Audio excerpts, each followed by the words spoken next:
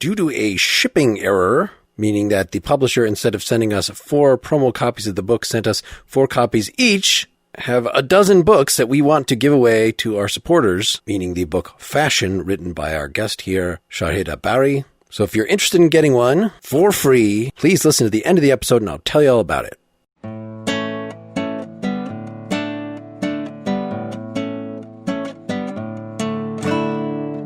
You're listening to The Partially Examined Life, a podcast by some fellas who at one point set on doing philosophy for a living, but then thought better of it.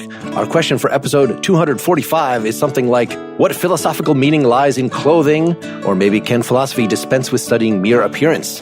We read a selection, Susan Sontag's On Style from 1963, a 1984 interview with Michel Foucault, The Ethics of the Concern of the Self as a Practice of Freedom, and the beginning of a 1997 address by Jacques Derrida called The Animal That Therefore I Am. We're also pleased to be joined for this by Shahidha Bari, author of the 2020 book Dressed, A Philosophy of Clothes. For more information about these texts, please visit partiallyexaminedlife.com. This is Mark Linsenmeyer, who tried to make my cat a theorem, but he was having none of it in Madison, Wisconsin. This is Seth Paskin, stylized, if not with style, in Austin, Texas. This is Wes Alwyn in Cambridge, Massachusetts. This is Dylan Casey, contemplating what my preference for flannel and leather boots means about myself in Madison, Wisconsin. This is Shahidha Bari in London, and my leg is in a cast because I've ruptured my Achilles heel. It's hard to style it out in a orthopedic boot. Put a giant flag on it. There are many options. It's funny because I just watched Rear Window 2 nights ago, in which his leg is in a cast and he does nothing but look out the window at people and get himself involved in a... Yeah, that's been a reference point in my household too, especially during lockdown. But I hope it doesn't end quite as dramatically as that. Right. So I must thank Shahidha for putting up with our format here. This was a confluence of a few things, that you're doing kind of a book tour right now and are probably used to just giving more or less the same speech or answering, just being interviewed about your book. But we are already kind of had on our minds after we had done the Simone de Beauvoir episodes. She had a really interesting chapter on fashion then.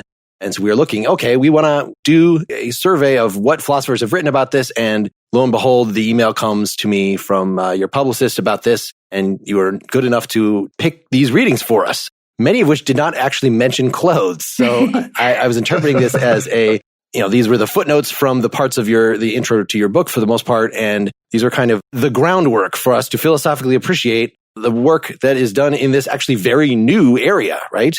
Yeah, well, I would say that's perhaps the raison d'etre of the book, that I trained in literary theory and philosophy, and I was looking for this book and it didn't exist. There were not philosophers who were really writing about clothes, although sometimes, clothes might be a metaphor, or at worst, there would be a really derogatory remark. I think Kant says something about fashion being for females and folly, which isn't particularly encouraging. So I was trying to find resources, two things. I was trying to understand why philosophers didn't seem to be interested in clothes, and I tried to answer that in my book. And then I was trying to think about how you could use existing philosophy to start to think about clothes and why it might be interesting to think about clothes at all. So yeah, that explains why none of the thinkers I've selected actually talk about what they wear. But I think you can use them to think about what we do wear. And as I got through the readings that you had recommended, I kind of decided the Simone de Beauvoir chapter that I was thinking we'd return to that chapter from the Second Sex was kind of beside the point, that she's addressing kind of what you might expect in the Second Sex is how standards of fashion oppress women. And certainly that is still a live issue. And there are all sorts of extensions to body image issues that one could, but that's not really, at least the parts of your book that we read and the essays that we read, that's not really the focus. It's yes, okay, obviously if it's just a form of oppression, that is something philosophically worth talking about. But that's not all, right? That we've got a bunch of distinct issues in here. I'm not sure what the best way is. Well, it's more focused on the emancipatory potential of dress, right? Mm-hmm. The positive. I don't think that people should not read Simone de Beauvoir. I think if there's any excuse to read Simone de Beauvoir, we should read her. And she's really great at articulating something that I think feels really obvious to us now, but perhaps wasn't when she was writing, which is that there is a difference between the ways that men and women experience their clothes, what she calls the social experience of dress. So she says that a man's clothes should indicate his transcendence and not attract attention, and that his clothes do not set him up as an object. She uses the word object, whereas a woman, on the contrary, is required by her society to indicate her good looks and her elegance, and her clothes set her up as an object. And we're so used to talking about the objectification of women, and I absolutely write about that in my book. And she's really great in the way that she is imparting insights throughout The Second Sex, where she talks about how young women in particular are torn between the wish and the refusal to display, which I think is acutely right, that women are torn between the desire to show off or to display what they wear in themselves through their clothes, and also a kind of resistance, that there's a oppression in being forced to objectify yourself. But Simone de Beauvoir can also be extremely cruel about older women. She's rude about the gaudy ways that older women dress. But the main reason anybody should read Simone de Beauvoir, I think, is because she dresses amazingly in real life. She used to wear ski clothes in bed to save on heating bills, and she didn't want to wash her hair. So that's why she would wear the turban during the Nazi occupation of France. And so one of my interests is in how philosophers themselves dress. And so many of the philosophers I've picked today, Foucault, de Beauvoir, Derrida, Sontag, were brilliant dressers. And that's interesting in itself, not in a facetious way. I think it's telling. Definitely. I have to say, you offer quite a few interesting theses in a very short period in the sections that we read from your book. But the one that captivated me most and is kind of the anchor for my reading today is what you say in your introduction on page 5. I'm going to read I hope it's not embarrassing to you to hear a quote from your own book, but I'll try not to blush. Yes. It says, "We are dressed. In all parts of our culture, literature, music, film, and art, we find the representation of clothes. They can be ordinary and unremarkable or glamorous and arresting, but they are there." And you go down and you say, essentially, what I have in mind is something more expansive and open than, a discussion of fashion, a kind of philosophy of dress. I want to suggest that in dress, we might find a way of apprehending the world, understanding it as it is expressed in an idiom that is found everywhere, if only we care to read it. It made me think of what distinguishes, if we go back to the classical philosophers, what is it that makes human beings different from animals? Because you have a later chapter where you talk about wearing animal clothing, but we're the rational animal, we're the political animal, we're the social animal, we're the animal that uses tools, right? There's a variety of different ways that we demarcate ourselves in the hierarchy of being from presumably lesser beings. And I thought it was interesting to take the concept of yet another way we demarcate ourselves is that we are the animals that dress. We are the animals that wear clothes. That it's just as valid and just as interesting a way of demarcating human beings from other animals as any of those other categories. That's precisely why I turn to Derrida in the chapter on animals. The book is organized by garment, essentially dresses, suits. I talk about bags. But then the chapter that slightly angles to that is a chapter on animal skins, furs, feathers, and skins. Because I think that there's a way in which we can think about exceptionalism or our non-exceptionalism as human beings in the animal kingdom through our clothes. And Derrida is the person who starts to do that. He starts to think about, of course, our relationship between human beings and animals. And he thinks about nudity. And in fact, he has this extremely embarrassing and hilarious moment where he's undressing in front of his cat. And he's startled at his own embarrassment at being naked in front of his naked cat. And in that instant, he recognizes a relationship between the two of them, not just master and cat, but some sort of strange equality and also vulnerability. He's suddenly vulnerable in front of his naked cat. And he invokes Montaigne's famous cat conundrum. Montaigne asks, when I play with my cat, who is to say she's not playing with me? And any self-respecting cat owner knows that that's an impossible question to ask. And I was struck by how the post-humanist turn in philosophy, the interest in the relationship between animals and humans and the blurring of the distinction between animals and humans has covered so many topics. It's thought about ecological issues, it's thought about veganism and vegetarianism, but it hasn't, to my mind, really thought about dress. And actually, when we are dressed, one of the very obvious things that happens every day and we rarely think about is that our clothes are the things that are pressed closest to our skin for the largest part of the day. And we rarely think about the intimacy of that relationship, particularly when it's an animal skin against us. And that doesn't just mean, your glamorous partner in a fur coat. It means, the leather on your shoes or the suede on your jacket, or I don't know, are you in a cold part of America in Wisconsin? The goose feathers in your jacket. And I thought, well, this has to be part of the post-humanist turn as well. If we're thinking about the relationship between animals and human beings, we need to think about the clothes on our bodies as well. Yeah, I think the Derrida might be a good way into this series of readings, even though it's the one that was sort of last on our list. I don't blame you. It's so hard, the Derrida. It was sort of a trick question on my part to set it for you to see how we would navigate it together. But I think it's really rewarding in other ways, even though it's so opaque. The part later in your book that we read, apart from the intro, was, I don't know if it's quite secondary literature on this, but it certainly was the lens through which I was reading this Derrida part of an essay. I guess what made this, your whole discussion in the intros, well situated in the history of philosophy for me was just folks like Descartes and Kant that regarded our soul, or back to Plato, as what is important about us. And the physical things, this is a very Christian notion. The physical things are all shallow. They'll all fall away. The true philosopher is not concerned with that. But then once we get to folks like Heidegger, that's a false dichotomy. We need to understand ourselves as embodied. It's been a giant mistake in the history of philosophy to feel like we are disembodied rational souls. And so paying attention, we get Merleau-Ponty talking about the phenomenology of the body. This whole talk of clothes just seems an extension of that, right? We are embodied not just in our skin, but in these things we wear all the time. So shouldn't philosophy pay attention to that? I think that's right in one particular way that's very evident in my book, which is that my interests are in contemporary continental philosophy. So Derrida, particularly people like Sontag, Foucault. But the one thing I realized, and the reason that is because it's precisely as you say, that those people become interested in the body, they become interested in phenomenology. Gaston Bachelard is the person I don't mention in the book, but who I think is the blueprint for the book in many ways. The Poetics of Space in the 60s is a kind of experiential, evocative account of how we inhabit space and what architecture does to our lived experience. And then in a way, I was trying to think about clothes in that way too.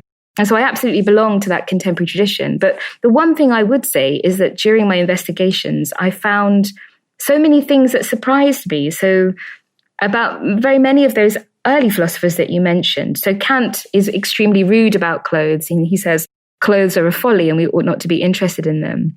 And I talk a little bit about Kantian ideas of appearance, which are not appearance in the sense that we think of in fashion, but I try to think about the way that idea of appearance might overlap with appearance. But Kant, I found out, was extremely well dressed. He was very interested in his own dress. And the thing about Descartes, this is the thing that was most startling and funny almost, is that there's an apocryphal story about Descartes coming up with the Cartesian coordinate system, the X and Y axes, that he did it while he was lying in bed because he was extremely lazy and would not get up very early. And he was watching a spider weaving a web in the corner of his bedroom. And he was thinking about how you map three-dimensional space into a two-dimensional coordinate system. And that's the Cartesian coordinate system. And all of dressmaking relies on the Cartesian coordinate system. It relies on the way that you map a 3D body onto a 2D flat surface. So even Descartes, in some peculiar way, yields something about the way that we dress and the way that we think about our three-dimensional bodies. Isn't that surprising? I found that really surprising. I'd never heard that story before. Yeah. I've read the geometry 2 or 3 times, but obviously I haven't read anything about the making of the geometry. Yeah, I think it's an apocryphal story, but a really good one. Yep, you want to believe it.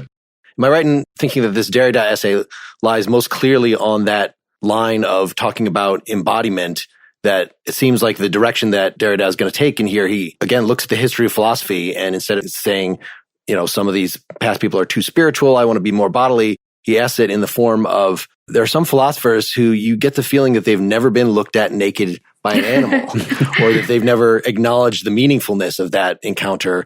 And then there's other philosophers that, are something that he's going to lay out. And it wasn't clear to me sort of what his whole agenda was going to be going forward in the rest of it, but clearly it was something along the Heideggerian lines. Heideggerian is right, I think. I mean, I think body is one of those words that you don't normally associate with Derrida. You would think of someone like Judith Butler, and you might even think of someone like Foucault and biopolitics. I think he can feel so difficult and opaque, but I never find him abstract. I think he's always thinking about relations, about how one category or concept is related to another. He's always disrupting the distinctions between writing and speech, for instance, right? Very early on in Writing in Difference and in Dissemination.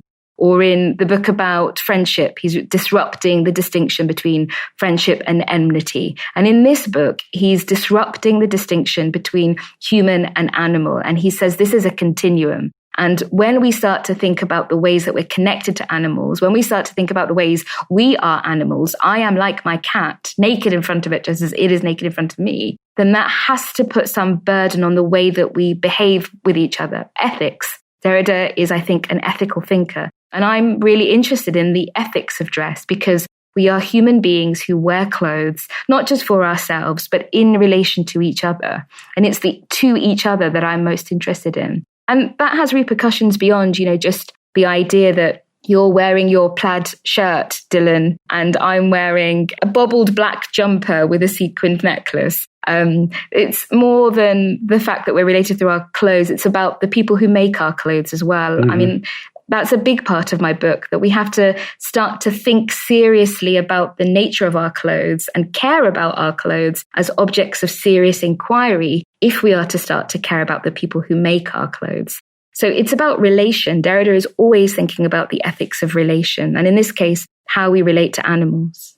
I like that you're pointing out that it's Derrida is focused on the relation and the questions of it. And it did make me clarify an observation that I've had unconsciously when reading Derrida, that his constant interest in relation, I think, adds to a little bit of, it's not exactly distractedness, but because he can't help himself from pointing out, there's sometimes the relations that he has in his writing are pointing to things that he's going to take up later or whatever. There's a little bit of a squirrel quality. Like I'm looking at something and I can't help but talk about this thing because there's a kind of, linearity in writing inevitably. Then he wants to talk about so many things. That's right. That's my experience of reading him. He feels like a series of non sequiturs, but they're all tangentially connected and they all come back to some point. The only time I ever saw him in real life was in the early noughties, and he was giving a lecture in London and I went along. And he was very old and frail, and I was quite dazzled and exhausted by how connective his thinking was. And he was making precisely those connective related leaps that are exhausting to follow. Yeah. But the thing that I remember is that afterwards a colleague said to me that Derrida looked exactly as he imagined him, which was like a very handsome, tanned ski instructor. And I remember that really vividly. Sure. That there was a kind of exotic, glamorous otherness to him. Sure. I was reading the Derrida, I was trying to sort of sort out that continuum that you referred to. He's clearly trying to point to a kind of continuum between animals and us and maybe bring them together. But there's also maintaining this distinction, which seems to signal a kind of borderline, which is we wear clothes and they don't. Getting into it had this, the story of his being naked in front of his cat and then realizing that he was naked in front of his cat. And in particular, that he was embarrassed about being naked in front of his cat. And that leads to a very fruitful reflection. Like, why the heck would I be embarrassed about being naked in front of my cat? But I am. And so there's a kind of self-realization. I guess what I wondered is that whole direction to me made a lot of sense in articulating how we are very fruitful about clothing and modesty and the ethics of why we dress. And there's a whole bunch of fruitful things. But it doesn't, to me, give me much insight into animals.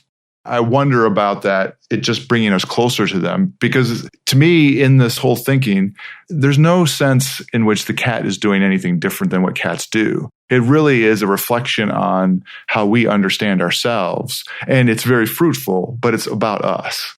I think that's a really good point. Isn't that always the fatal flaw in our attempts to try and write the philosophy of the animal, that we cannot but write it from our own position. But that's also the modesty of the gesture, isn't it? To try and unwrite ourselves out of that. But I would say that moment that you described where he is embarrassed in front of his cat and he thinks, why the hell should I be embarrassed in front of my cat? Well, you realize that you are normally not, you are embarrassed in front of other human beings because they possess a subjectivity that can be judgmental. And you are not embarrassed in front of your cat because you do not believe your cat possesses a subjectivity that can be judgmental. And in that moment, Derrida is thinking, what if my cat possesses a subjectivity that could be judgmental? And if I start to think of animals in that way, possessing subjectivities that could be judgmental in their own value systems, then perhaps that alters the way that I relate to them. And I think in the end, it isn't just about how we relate to the cat. It must, for Derrida, produce an ethics at the end, right? If we believe that animals have a subjectivity that is somehow close to the one that we dignify ourselves with, then the way that we treat them has to alter. So I think, that's where the subsequent work on this study, The Animal That Therefore I Am, has developed into a kind of animal ethics, which is about, things like vivisection. It's things like vegetarianism. What is the respect that we dignify ourselves with, which we have not been able to extend to our animals? And will that alter if we start to attribute to animals a subjectivity of their own? It makes me think about the distinction between the kind of reaction an animal will have. On the podcast, we've a number of times, talked about things like the capability of animals to have something like reason.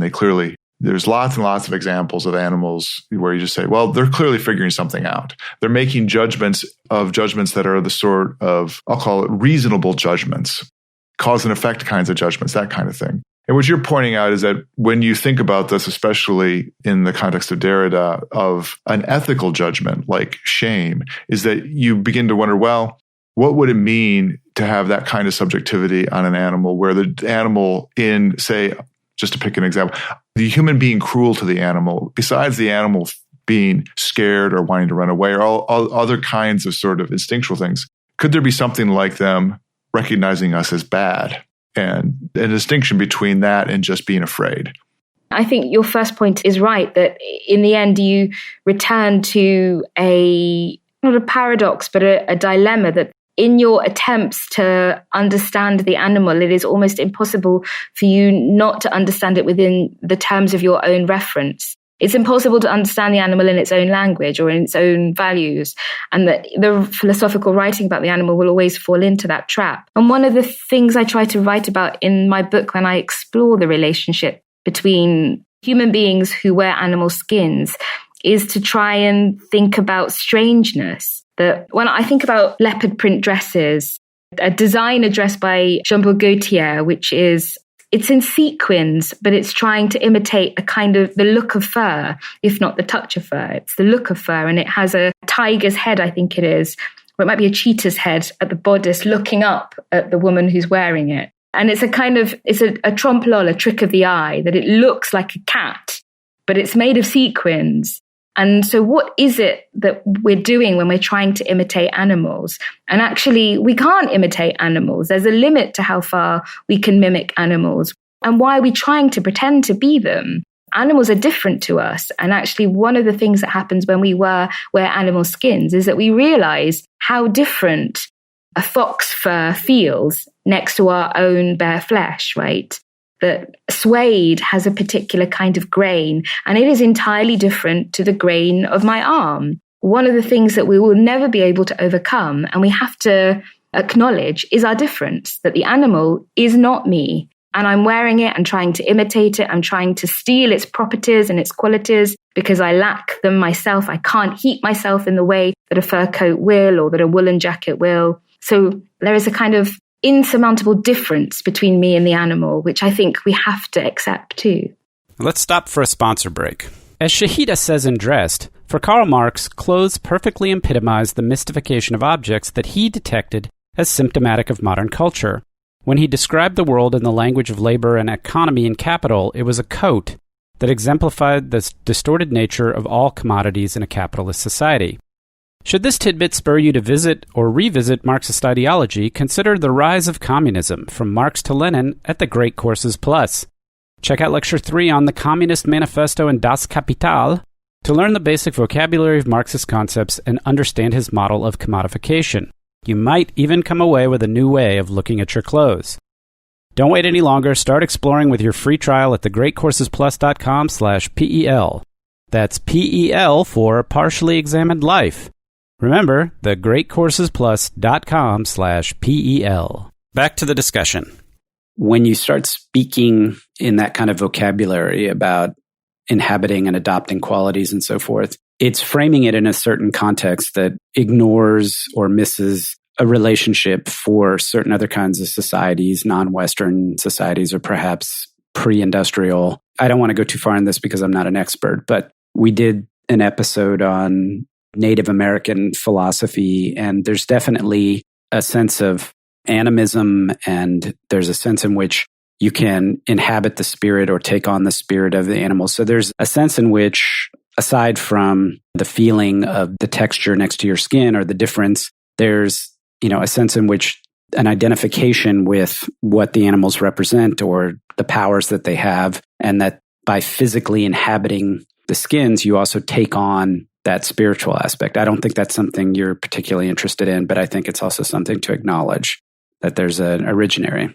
Yeah, that's fascinating. I don't write about it, and I don't know enough about it, but it is totally fascinating. The one thing I do write about is about feathers and women, because one of the historical things I discovered in my research is that exactly as the women's suffrage movement is developing in Britain at the turn of the 19th century, the later part of the 19th century, there is this enormous trade in birds.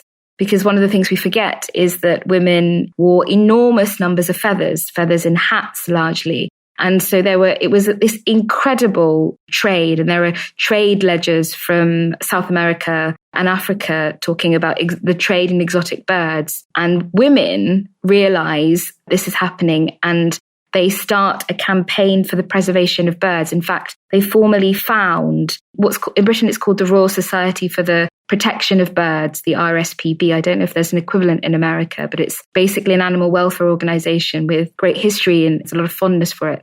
But nobody realizes that it was founded by women, because women were identifying with these endangered birds. And there is a kind of writing, Mary Wollstonecraft writes about this, about why women are like birds.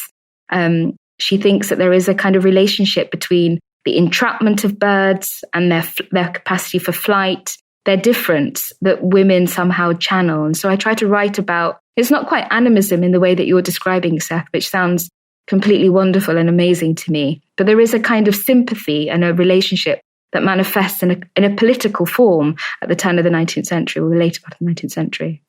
Yeah, I really appreciated that mention. I actually read through to that chapter on feathers because as soon as I saw it, I was put in mind, I like opera, and there are uncountable arias associating. And of course, even the way in which the parts for sopranos and so forth are written, to imitate birdsong and to associate women with birds. Have you got something in mind? I'd love to know. Well, there's L'amour est un oiseau rebelle, right? Love is a rebellious bird, which is not specifically associating with women, but of course it's sung by Carmen. And then not so much bird, but also with the same kind of concept is La donna è mobile. So women are like butterflies. And it's the flip side of the caged bird.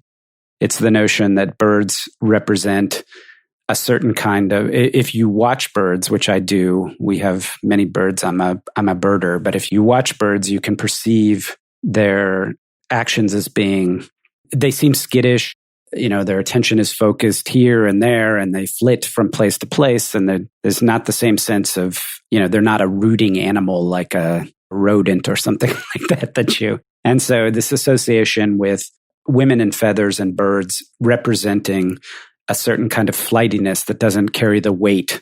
It can't be responsible, can't be rational, can't carry on those kinds of things. I think there's a long tradition of that in literature, and especially in opera. It's fascinating.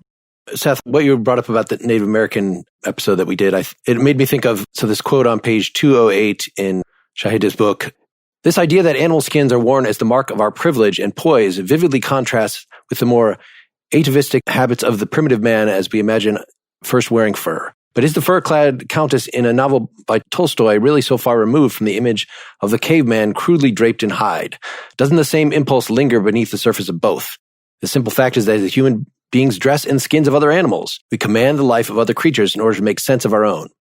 It seems like Derrida's complaint here, and maybe your complaint here, is that we are alienated, right? That there really is in pre-industrial peoples who are, maybe having to kill the animal themselves, or someone you've seen the animal, you have some relationship to when it actually had its skin on it, and then you put on that skin, that there really does seem something fundamentally different between that and this, the kind of people that you criticize who don't acknowledge the people who make their clothes, their origins.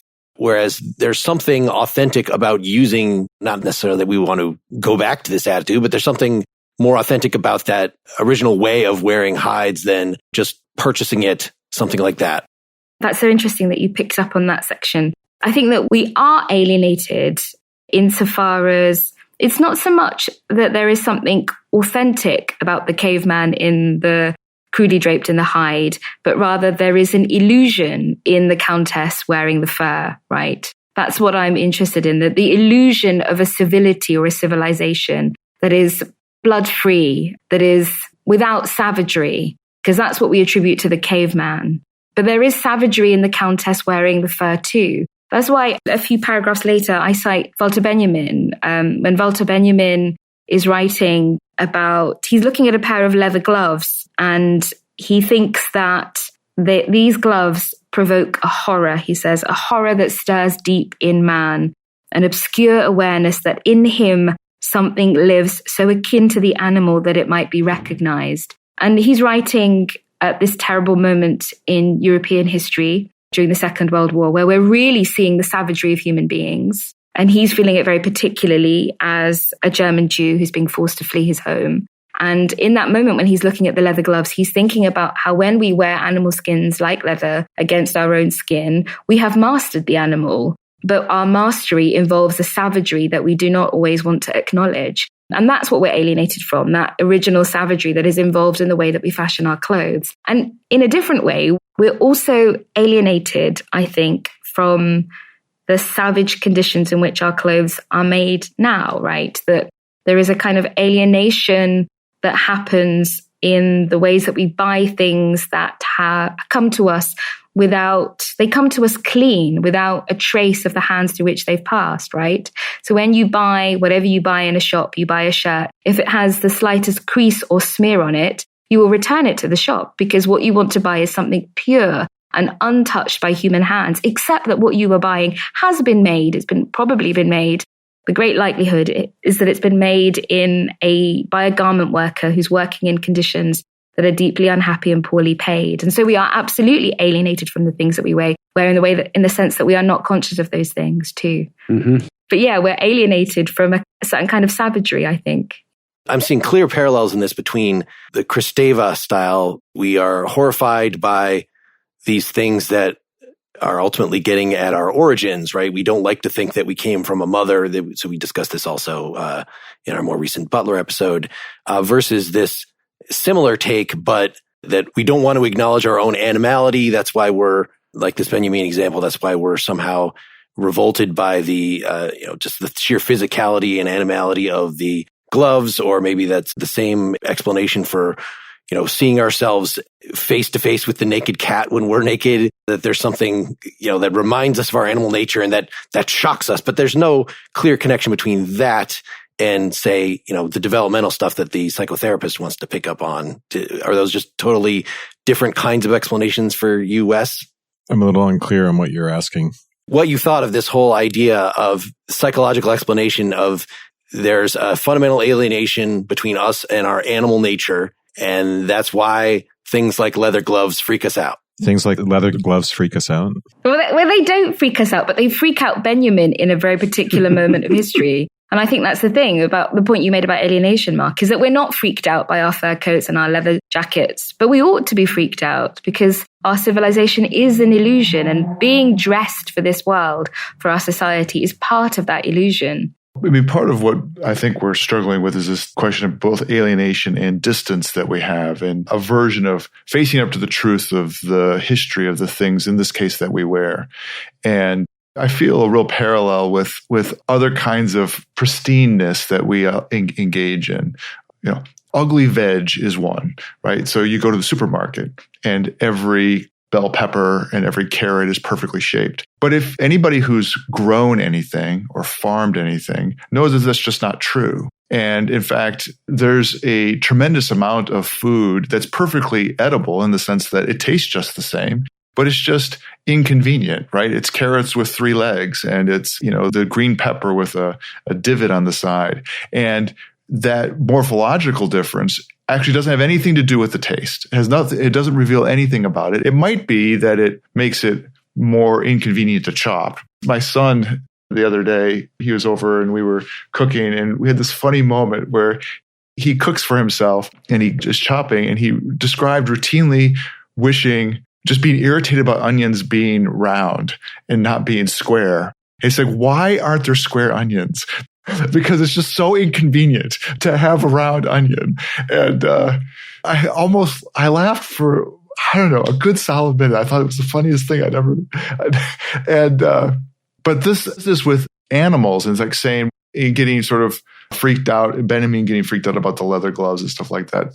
Part of it, I end up thinking about, there is something important about the distance that we have with the things that we make and consume and interact with in our lives. And there is something to be said for maintaining that closeness and acknowledging it. So when we talk about, for me, like the distinction between something like fur and something typically like leather is that, I have the disposition of, look, I eat animals and I eat cows less than I used to, but I eat animals. I don't have a lot of problem with it. But I also think that as part of sort of the ethical decision regarding that is using as much of the animal as possible makes a lot of sense. And so that's different to me than slaughtering a fox for the fox's fur, as opposed to taking these, if I'm going to consume this animal, then I should make sure that I consume it well. I absolutely agree in the sense that I feel like there is a kind of dignity in acknowledging that the goose is able to heat you and keep you warm in a way that you're not capable of on your own terms. I'm interested in that there are things that animals can do and we admire and aspire to it and we incorporate them into our clothes as a result. And there is a kind of dignity to that. It's not that we should, I feel sort of agnostic about fur and I feel certainly about leather. The thing that I'm interested in is the illusion of our distance, that we are not like our animals, because I think we are. I guess I'm thinking that illusion of distance is exemplified with our clothes, but as a kind of exemplification of a general kind of distance that we have either with ourselves and our location in the world, our placement in the world, our embodiment as physical beings. And that's why, again, I think about things like, ugly veg, right? Or other kinds of things that are not perfect, right? To me, it takes me down that road of our preoccupation with something like perfection, which ends up being idealized right out of the world. And that this thread of thinking is one pulling us back into the world, back into our embodiment, back into our blood and our dirt and our context. Can I interpret your comment, Dylan, as a transition to get Foucault on the table here? Because it sounds like so again, the name of his essay was The Ethics of the Concern of the Self as a Practice of Freedom. This is a interview with 3 different people, and it's kind of rambling over a few different subjects, but definitely the relevance for us was, I think, just the main point of, right, he has a whole book, History of Sexuality, Volume 3, The Care of the Self, and what that means in terms of, we can see how that's reflected in, why we might care about that for defending fashion as a legitimate thing to talk about philosophically, because it sounds like, someone could, along the lines of what you were just saying, Dylan, say, all this concern about physical appearance, physical perfection, that's just alienating, that's false, that's actually the kind of thing that Simone de Beauvoir is complaining about. It's a way of being inauthentic. But Foucault, you can interpret maybe as responding to that by saying, no. In fact, look at ancient philosophy from Plato through the Stoics and the Epicureans. Very much their approach, right, the whole ancient virtue ethics approach is self-care, is make yourself into a person that you can be proud of, that has all the virtues, and that includes your presentation to other people. There's something inherently outward facing in that self-construction, in that pursuit of virtue, that you end up, Foucault says, according to these philosophies, and Aristotle's Nicomachean Ethics, of course, goes into great detail about this, that even if you're trying to just walk around the world with the appropriate poise, the appropriate attitude, the appropriate deliberate approach, the appropriate lack of fear of death, whatever the thing that you're trying to argue is part of that ethic, then you end up sort of by definition in proper comportment regarding other people, so that there really is nothing problematic then per se about caring about your virtue and your appearance being part of that. Shahidha, am I characterizing the connection to your book correctly here? Yeah, beautifully, Mark. Thank you. And it's the ethics that makes it important. It's the caring for yourself so that you can engage with others to the fullest and most careful ways, to the best of your capacity. Caring for yourself so that you can enable that relationship to others. That redeems self-care for me. I always have question marks over the term self-care. And some people have, I think some readers of Foucault, this version of Foucault, towards the end of his career, where he writes about the technologies of the self and the care of the self, sometimes people have taken it as a kind of aesthetics of the self, where you curate the self, that you go to the gym and you develop a gym body, and, it's a kind of defense of a certain kind of narcissism. And I don't think that's right, actually. I think what he's doing is thinking exactly as you delineate, Mark, that you shape the self so that you can be a productive member. Productive isn't the right word, but like a considerate and capacious member of a society that engages with others.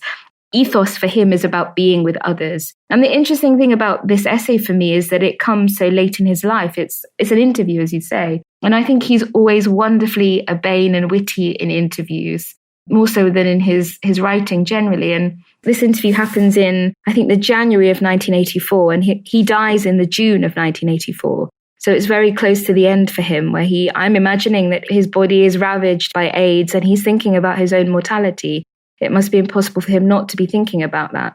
He's writing and thinking about the body at precisely this moment where his own body is failing him. He's thinking about caring for the self, how you take care of yourself, your body, your subjectivity, your being, precisely at the moment that he's vulnerable. And it's such a surprising essay for many people, because this interview is surprising, because the first question the interviewer asks him, whether he's suddenly become interested in subjectivity, because to all intents and purposes, Foucault has not been interested in subjectivity. Foucault has been interested in prisons. Foucault has been interested in asylums. He's been interested in the discourses of the medical and legal profession.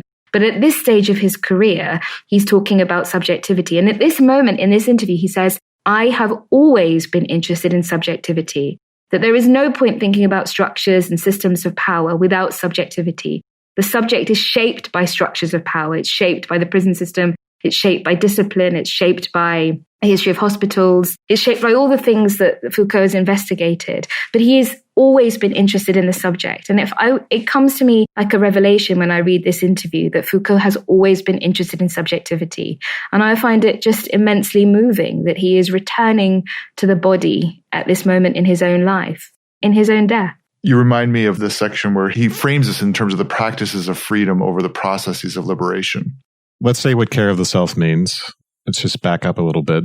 There's a specific meaning to this, which has to do with self-mastery, right? And individual freedom. This is the sort of thing that he's taking from ancient ethics. The idea of surpassing oneself, mastering one's appetites, being a good ruler over oneself. So there's a transition from that to an ethos as a way of being or a certain type of behavior. So this is an extension of virtue ethics, right? It's kind of reminiscent of Nietzsche, from particular habits which we might typically associate with virtue, like magnanimity or temperance, to one's style of being. It has something in common with the traditional concept of virtue in that it's behavioral and in some sense formal, but it gets us closer to the connection between the aesthetic and the ethical. So clothing, for instance, and this is really the one place in the essay that this connection is made. The bulk of the essay is about self-care as a practice of freedom. And then we get this one little reference to ethos and to clothing and appearance and to gait. because they are meant to be signifiers of something. They're meant to be manifestations of character. So, for instance, the example he brings up is calmness in response to events, although that's explicitly a part of one's ethos. But it's part of a list in which clothing is included.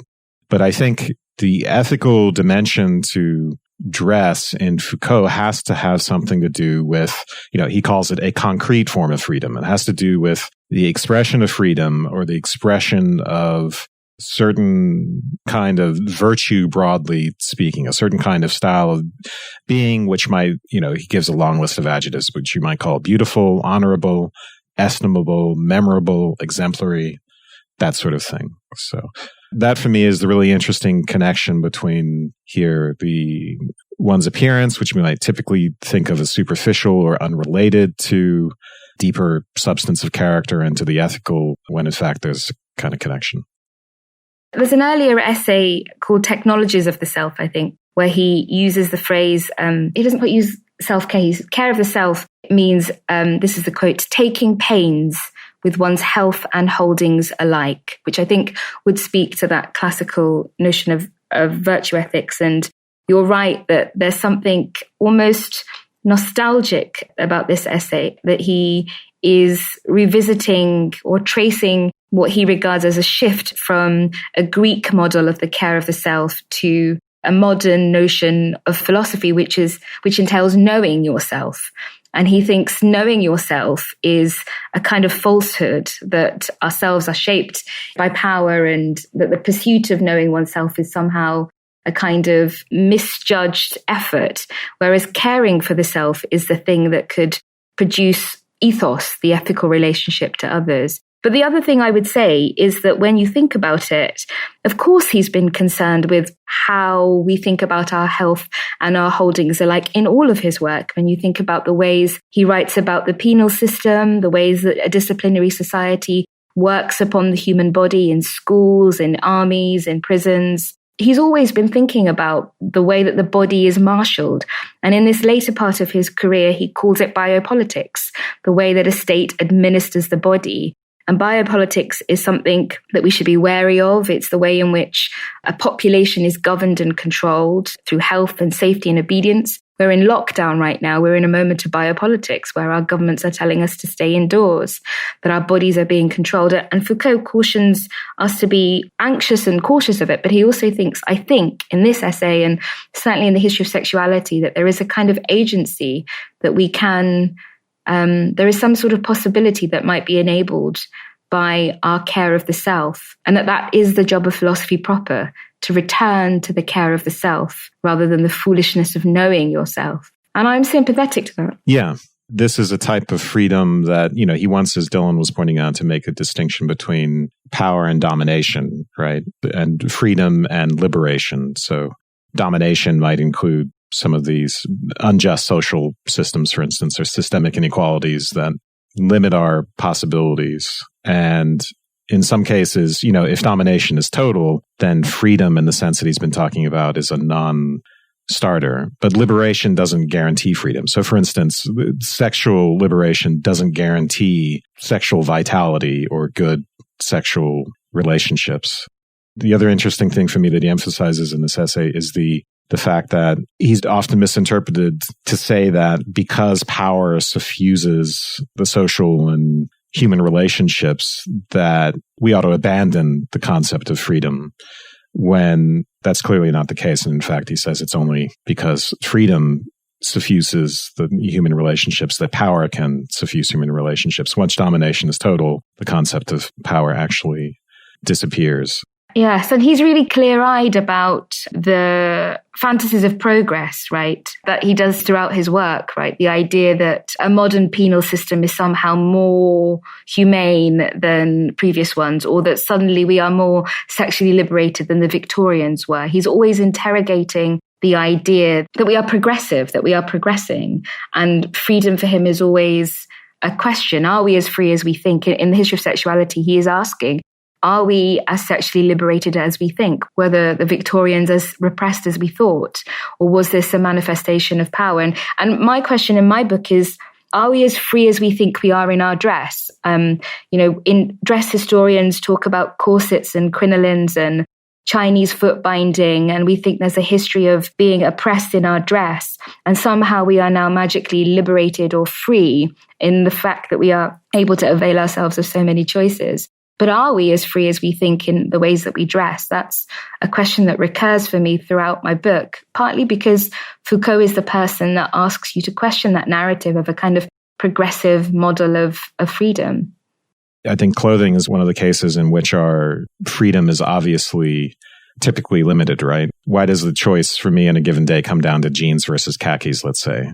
Not to say that that's what I'm limited to. I also have sweatpants, but... I'm learning so much about you, Wes. Or a button-down shirt. And actually, style for me, it's something that I paid more attention to as I got older. So I was much more casual about dress when I was younger, but I paid a lot more attention to it as I got older and as I was actually encouraged to by my psychoanalyst.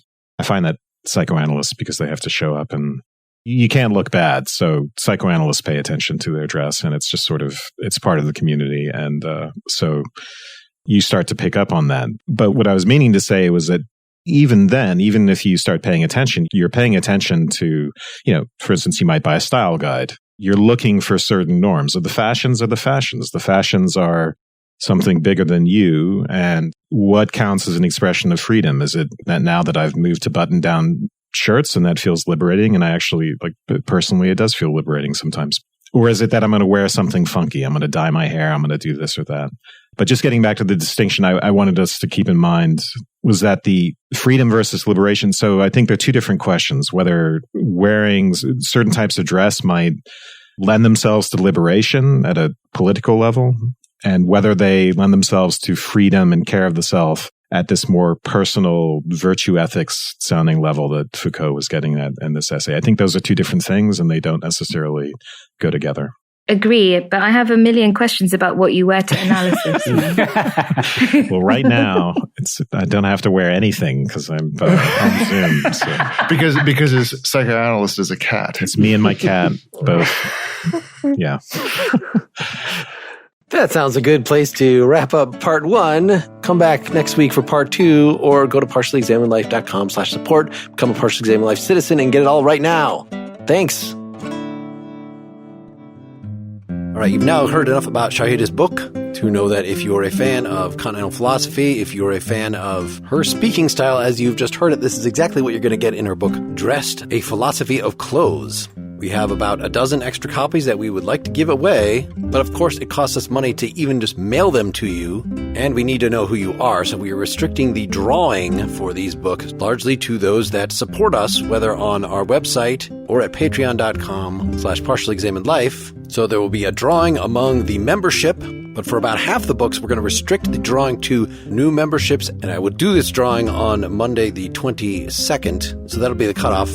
Now, if you are a total cheapskate or just don't like to pay for things on the internet or can't, I'm going to reserve at least one copy for a special drawing for people who do a promotional thing for us for this episode, like share it on Facebook or leave us a nice review with a 5-star rating at the iTunes store or somewhere else like that. The only thing is, if you do this, to enter then, you have to also email us at pel@partiallyexaminedlife.com. Tell us what you did, because we're just not going to see these everywhere. So I want to stress that for this last category, I don't think a lot of people are going to go through the hoops to do this. So your chances of winning this copy are very, very good, as sweepstake drawing type things go. All right, enough talking from me. Here's $1. Go buy yourself something pretty.